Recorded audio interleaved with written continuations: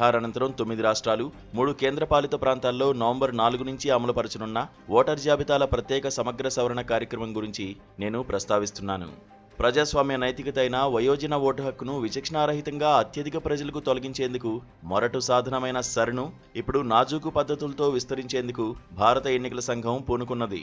అర్హులైన పౌరులకు ఓటు హక్కు తొలగింపు విషయమై నిర్దేశించుకున్న లక్ష్యాన్ని సాధించేందుకు ఒక పదునైన సాధనంగా దాన్ని మార్చివేసింది. ఓటర్ జాబితాల ప్రత్యేక సవరణను తొట్టతొలుత బీహార్లో అమలుపరిచిన తీరుతెన్నులు వివాదాస్పదమయ్యాయి. తీవ్ర గందరగోళం చోటు చేసుకున్నది. సవరించిన ఓటర్ జాబితాల్లో నిర్దుష్టత, ఖచ్చితత్వం మెరుగుపడకపోగా వివిధ కీలక అంశాల్లో నాణ్యత గణనీయంగా క్షీణించింది. వయోజన ఓటర్ల నిష్పత్తి బాగా పడిపోయింది. మహిళా, ముస్లిం ఓటర్లు పెద్ద సంఖ్యలో తగ్గిపోయారు. ఎన్నికల సమగ్రత, నిష్పాక్షికతను దెబ్బతీసే అక్రమాలు మొదలైనవి యథాప్రకారం కొనసాగాయి. మరి ఈసీఐ ఈ లోపాలు, లొసుగులను గుర్తించిందా? అక్టోబర్ 27న సర్ రెండో దశను ప్రకటించిన తీరును నిశితంగా గమనిస్తే బీహార్ అనుభవాల నుంచి భారత ఎన్నికల సంఘం సరైన పాఠాలు నేర్చుకోలేదని స్పష్టమవుతున్నది.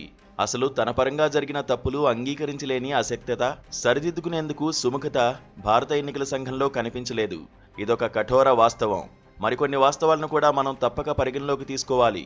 బీహార్లో సర్ అమలుకు ప్రభుత్వం వెచ్చించిన నిధులు భారీ పరిమాణంలో ఉండడం, అసెంబ్లీ ఎన్నికలు సమీపించిన తరుణంలో ఓటర్ జాబితాల సవరణ హడావుడిగా చేపట్టడం, తమ ఓటు హక్కును కాపాడుకోవడంలో పేద ఓటర్లకు ఎదురైన కష్టనష్టాలు, మానసిక వ్యధలు మొదలైన వాటిని గమనిస్తే ఒక విషయం విశదమవుతుంది. ఓటర్ జాబితాల సవరణను ఏ విధంగా చేయకూడదో బీహార్ సర్ నిరూపించింది.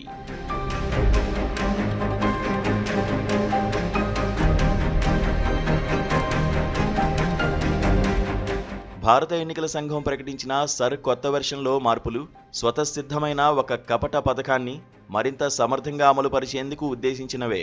అవి సంక్లిష్టమైనవి మాత్రమే కాదు, స్పష్టంగా కనిపించని అదనపు అంశాలు సైతం వాటిలో ఉన్నాయి.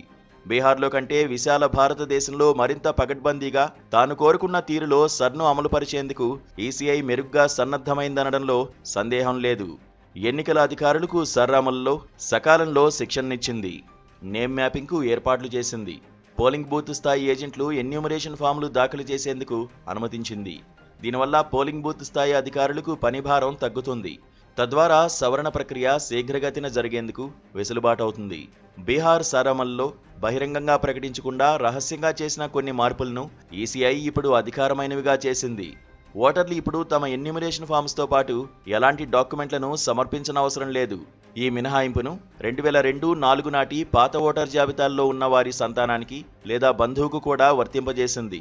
తాత్కాలికంగా దూర ప్రదేశాల్లో ఉన్న వారి తరఫున ఎన్యూమరేషన్ ఫామ్స్ సమర్పించేందుకు సంబంధిత వ్యక్తుల కుటుంబ సభ్యులకు అనుమతినివ్వడం వలన వెళ్లిన వారికి ఉపశమనం కలిగిస్తుంది.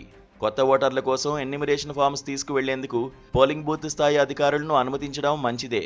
అయితే ఇంటింటికి తిరిగి ఓటర్లను ధృవీకరించుకునే దశలో తొలగింపులకు కాకుండా గణనీయమైన స్థాయిలో అదనపు చేర్పులకు తోడ్పడి తీరాలి. దీనివల్ల ఓటర్లకు ప్రయాసలు, ఎన్నికల అధికారులకు పనిభారం తగ్గుతాయి. ఇవన్నీ సానుకూల సంస్కరణలుగా కనిపిస్తున్న లోపభూయిష్టమైన పథకాన్ని సమర్థంగా అమలుపరిచేందుకు ఉద్దేశించినవే అనడంలో సందేహం లేదు.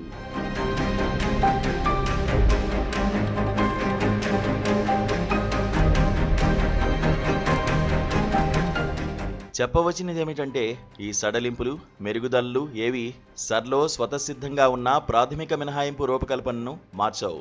గతంలో 8 పర్యాయాలు అమలుపరిచిన సమగ్ర సవరణ ప్రక్రియను పునరావృతం చేయడమే ప్రస్తుత ప్రత్యేక సమగ్ర సవరణ అని భారత ఎన్నికల సంఘం పదే పదే ఉద్ఘాటిస్తోంది. ఇదొక అబద్ధం. ప్రస్తుత సర్ గతంలో జరిగిన ఏ సమగ్ర సవరణ కంటే కూడా భిన్నమైనది. గత సమగ్ర సవరణల మార్గదర్శక సూత్రాలు పూర్తిగా భిన్నమైనవి. ఈసీఐ ఈ సత్యాన్ని కప్పిపుచ్చజాలదు. మరి ముఖ్యంగా ఓటర్ జాబితాలో మళ్లీ స్థానం పొందేందుకు, అంటే ఓటర్గా తమను తాము ధృవీకరించేందుకు అవసరమైన దరఖాస్తును, డాక్యుమెంట్లను ఓటర్లే స్వయంగా సమర్పించాలి. ఇది మన దేశంలో సార్వత్రిక వయోజన ఓటు హక్కు నిర్మాణ వ్యవస్థ ఒక మౌలిక మార్పు. ఇంతకుముందు ఓటర్ నమోదు బాధ్యత పూర్తిగా ప్రభుత్వంపైనే ఉండేది. మరొక కఠిన నిబంధనను కూడా కొత్త సర్ సవరించలేదు.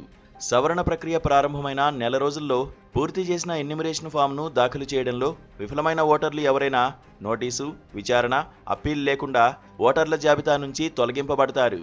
ఈ కఠిన నిబంధన కఠోర శిక్షకు దారితీసే ప్రమాదమున్నది. ఇది సమంజసమేనా? పాశ్చాత్య ప్రజాస్వామ్య దేశాల్లో కూడా ఓటర్ నమోదు బాధ్యత ప్రభుత్వం నుంచి వ్యక్తిగత ఓటర్లకు బదిలీ అయింది. పర్యవసానంగా నమోదైన ఓటర్ల సంఖ్య గణనీయంగా తగ్గిపోయింది.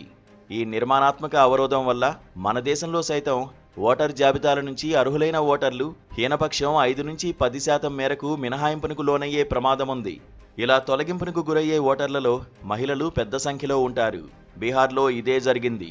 ఈ విషయమై ఈసీఐ దృష్టి పెట్టిందా? సమాధానం స్పష్టమే.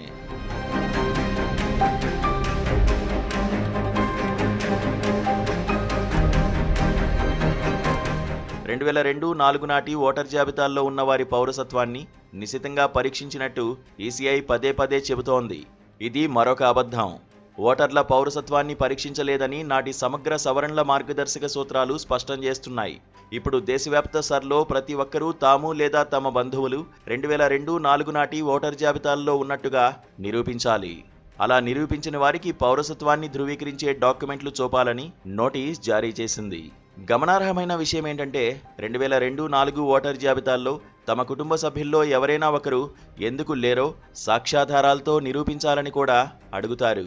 ఇది అస్సాంలో అమలుపరిచిన జాతీయ పౌర పట్టికలా కనిపించడం లేదు. సదరు డాక్యుమెంట్లను పరిశీలించి ధృవపరిచేందుకు సబ్ డివిజన్ మేజిస్ట్రేట్లు అనుసరించాల్సిన విధి విధానాలను ఈసీఐ ఇంతవరకు రూపొందించనే లేదు. ప్రస్తుత దేశ పాలకులకు ఇబ్బందికరంగా ఉన్న సామాజిక సమూహాలకు చెందిన వ్యక్తులను ఓటర్ జాబితాల నుంచి తొలగించేందుకే ఈ నిబంధనను తెచ్చారు అనడంలో సందేహం లేదు. ఈ దృష్ట్యా రెండో దశ సర్ను నేరుగా పౌరసత్వ అర్హతల ధృవీకరణ ప్రక్రియ అని భావించవలసి వస్తోంది.